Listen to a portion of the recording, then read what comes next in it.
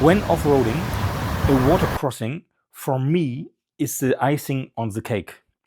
It adds an extra element of excitement to the trip. At the same time, it creates a certain level of nervousness.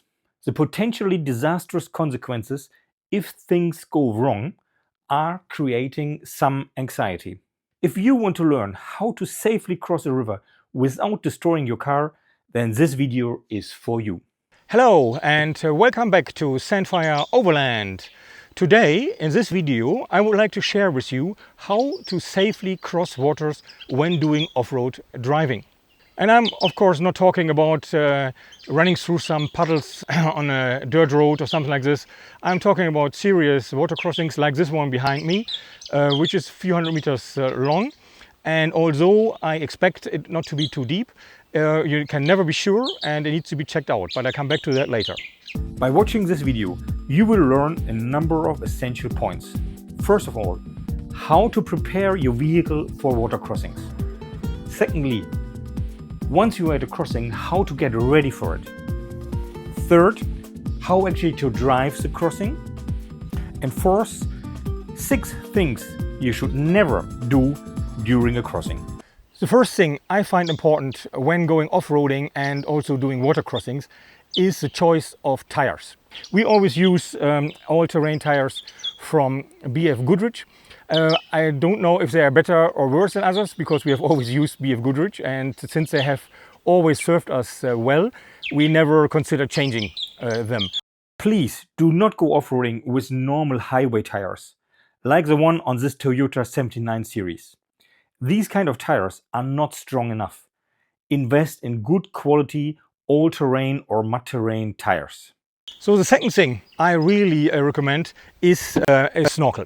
Of course, you don't need a snorkel. You have a wading depth of your car, and as long as you don't go over the wading depths, you are fine with any water crossing. But of course, if you are doing off-road driving, you cannot be sure what kind of depths will wait for you somewhere on your track. So it gives you extra security if you have a snorkel fitted.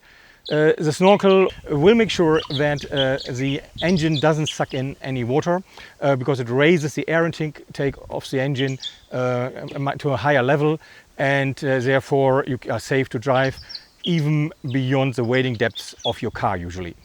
The other thing that is really then advisable is to have breathers on your differentials. So these breathers make sure that when your car is heated up and you then drive through cold water, that the differentials don't suck in the water and therefore keep clean and safe. So we have installed front and rear differential breathers here. They end up in the engine bay. They're easy to install. It's not a big hassle.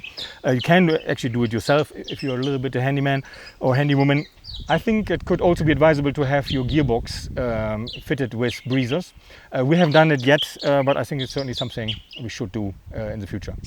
If you really want to do it properly and you want to have the extra security, you can also put a plastic sheet in front of the car, in front of the engine bay, and you strap it down so that protects the bow wave coming into the engine room and hitting your fans and maybe breaking them.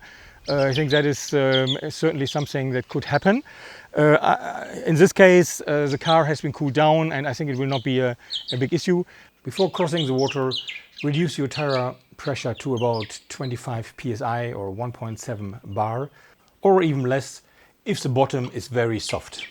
So now the next step is to check out the water. So I will walk the entire water crossing to check first of all how deep is the water. Is it not too deep for my car? And secondly, I will check the underground to identify, is it a soft ground, is it muddy, or is it a hard and firm ground. That will influence my driving, and it's important to know. Secondly, I will look for any obstacles. Are there any big rocks in the water? Are there tree trunks hidden beneath the waterline?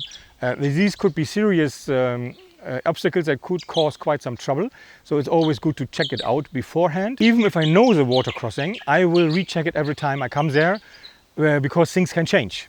There could be a storm which has put some big rocks into the waterway. There could be hidden tree trunks passing by. So you never know what has changed, and then it's better to check than to be sorry, because getting stuck in the middle of the water on a rock or on something else is not nice.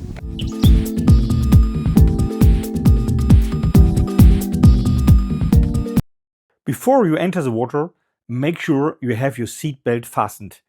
Wind down your windows so that you can leave the car without opening the door. And if there's a chance of getting stuck, have your recovery gear prepared and in place, as you will not have the chance to look for it when things go wrong. Use second gear low for driving. Drive steady. Do not drive too fast. But also make sure you have a nice momentum so that your car doesn't stop. The aim is to have a nice bow wave in front of your car. You do not want the water splashing at your front grille or your window. If driving becomes tricky, stay calm. If at all, then only accelerate moderately.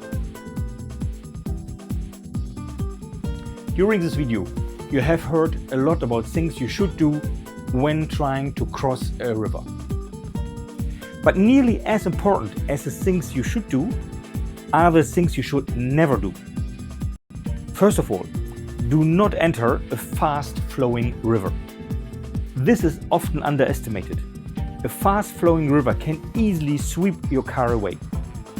This is extremely dangerous, not only for your car, but also for you and your passengers. Therefore, the rule is, if you cannot walk it, then you should not drive it. Secondly, do not drive into the water with high speed. Third, never change the gear during a water crossing. Fourth, do not stop.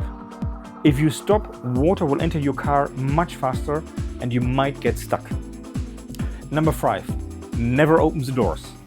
If you have to leave the car for a recovery mission, leave it through the windows.